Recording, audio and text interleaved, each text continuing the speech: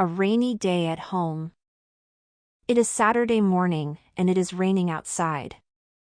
James and his sister Emma are staying at home today. They usually play in the park on Saturdays, but today they are doing different activities inside. James is sitting on the living room floor. He is building a model airplane with small pieces of wood. He is concentrating very hard because he wants the airplane to look perfect. Next to him, Emma is sitting on the sofa. She is drawing a picture of the rain. She is using her favorite colored pencils, and she is making the picture very colorful.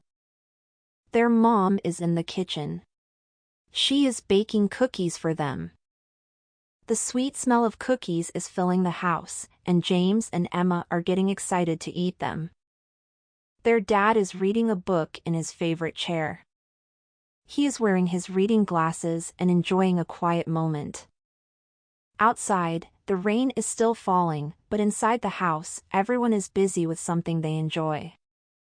Even though they cannot go outside, James and Emma are having a fun and cozy day at home.